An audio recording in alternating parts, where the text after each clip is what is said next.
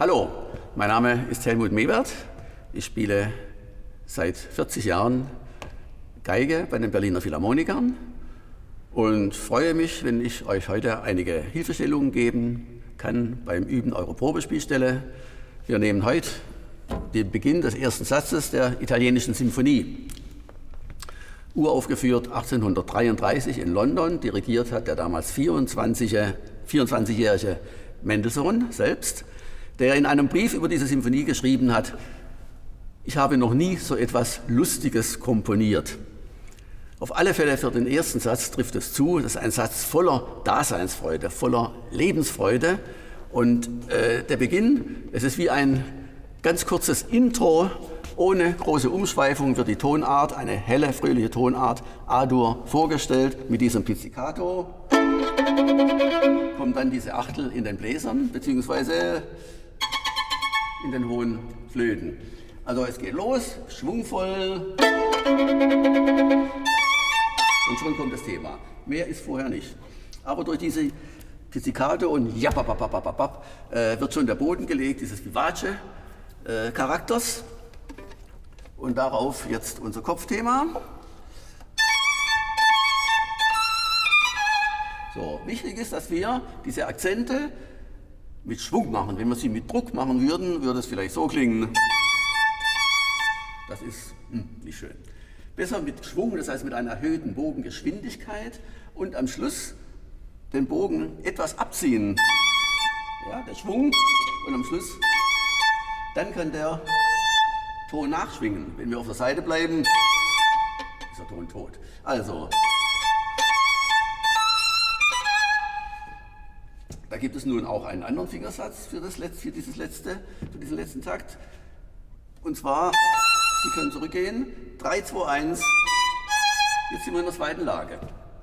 Das hätte folgenden Vorteil: Was jetzt folgt, sind nämlich 2 Sequenzen und wir sind in der zweiten Lage und spielen beide Sequenzen mit demselben Fingersatz, nur einmal in der zweiten und einmal in der 5. Lage. Ja. Methodisch und auch musikalisch ist es oft sehr nützlich, wenn wir gleiche Tonabfolgen in verschiedenen Tonhöhen, also sprich Sequenzen, auch mit demselben Fingersatz spielen. Muss aber nicht sein, wir können natürlich in der vierten Lage bleiben und dann aber würde ich empfehlen, in die erste Lage zu gehen und über die leere E-Seite hoch. Und so, dieses Abschlussviertel nicht zu kurz spielen.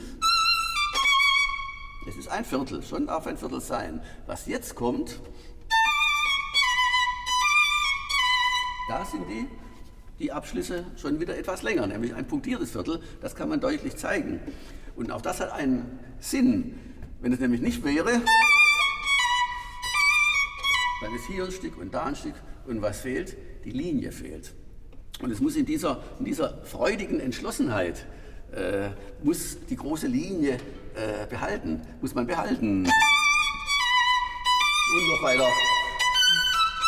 Und wenn ich gesagt habe, die Akzente nur mit erhöhter Geschwindigkeit, oder auch jetzt hier, es ist übrigens nur Forte, noch kein Fortissimo. Aber jetzt bei dem Crescendo können wir Druck dazugeben. Also erstmal nur. So, und jetzt dieses Sforzato. Ein Sforzato ist nur dann ein Sforzato, wenn es nach dem Sforzato sofort leiser ist. Dann haben wir außerdem die Möglichkeit, das Crescendo, was ja in 2 Takten stattfinden muss, deutlich zu bringen. Also ich übertreibe mal und spiele langsamer. Auch das letzte Achtel in diesem Takt ist noch Teil des Crescendos. Und dann kommt, als sei alles nur ein Witz gewesen, dieses Abspielen in dem Piano. Also und diese Akzente nur wie ein kleiner Stich. Das ist der erste Teil.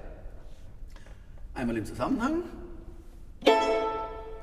Ja, bei dem Pizzicato wollte ich noch sagen, das klingt am besten, wenn die Innenfläche der linken Hand möglichst weit vom Griffbrett entfernt ist. Dann kann das Pizzicato schön offen in den Raum klingen. Da schwingt es nach. Ne?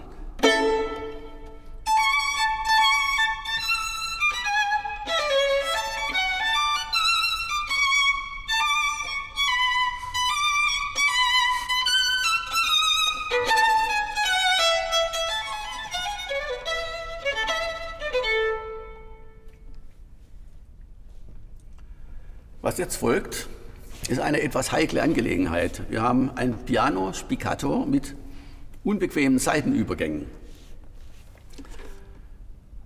Am besten als Übmethode gehen wir aus von einem schnellen Achtel, die wirklich auf der Seite à la corda bleiben und machen dann Antimovento, so lange bis der Bogen von alleine anfängt, etwas über der Seite zu vibrieren, ohne dass er die Seite zu sehr Richtung Höhe verlässt. Also auf der Seite bleiben, Diminuendo, dann haben wir es. Also zum Üben würde ich vorschlagen, das ist es. Ne? Genauso die zweite Stelle zum Üben. Ja.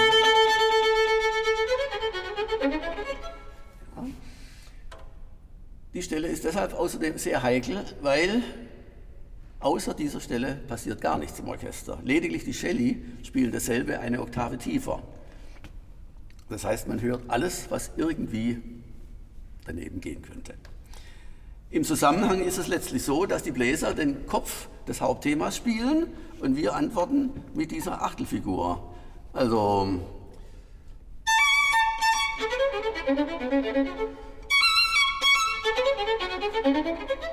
so ist es. Takt 43 haben wir, das sieht sehr einfach aus, aber wir haben diese Achtelpause, dann diese folgenden Achtel. Diese Achtelpause ist unwahrscheinlich kurz, die ist wahnsinnig kurz in diesem Tempo. Es fängt praktisch schon fast nach dem Schlag, fast mit dem Schlag an. Oft kommt man zu spät und dann eilt man, dann wird es verhetzt und vor allem deckt es sich nicht mehr. In dem Orchester sind durchlaufende Achteltriolen. Das muss also ganz kommen. Jetzt wiederholt sich noch vieles. Sagen darf ich noch, dass in Takt 51, da sieht dieses Hauptthema etwas anders aus. Wir hatten am Anfang Forte, jetzt Fortissimo. Nicht nur das, am Anfang ist es gebunden. Und jetzt haben wir richtig deutlich. Das kann man auch sehen wie eine Bestätigung nochmal dieses jugendlichen Schwunges, der diesem Satz innewohnt. Also, das haben wir schon gehabt. Jetzt auf alle Fälle zum Frischgehen. Warum? Weil jetzt haben wir Platz und Kraft genug für. Da ist es sehr viel laut, viel Forte wird gespielt im Orchester. Deshalb brauchen wir da den ganzen Bogen. Ein Sforzato ist hier zwar nur auf dem ersten Takt auf der 1, auf dem zweiten Takt nicht mehr. Dennoch dürfen wir auch den zweiten Takt auf der 1 betonen. Warum? Weil bei den Bläsern jeweils auf der 1 beider Takte ein Forte-Akkord geblasen wird. Und sonst würde man von uns schönen Geigen nichts mehr hören. Also, wieder zum Frosch. Jetzt ein Mordent ist auf dem A. Mordent heißt auf Deutsch übersetzt nichts anderes als beißend.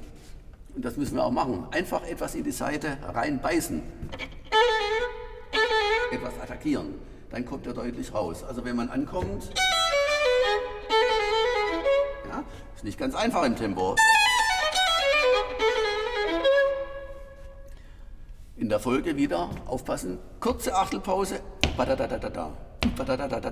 Takt 67 und folgende. Bleibt eigentlich nur noch zu sagen, bei dem Schluss, der Schluss, wenn wir jetzt so von der Stilistik der Wiener Klassik ausgehen, dann könnte es sein, so dass man den Schluss so etwas zurücknimmt. Also ich denke, das wäre hier falsch. Dieser Schluss ist nur nochmal eine Bestätigung dieser dionysischen Lebensfreude in dem Satz.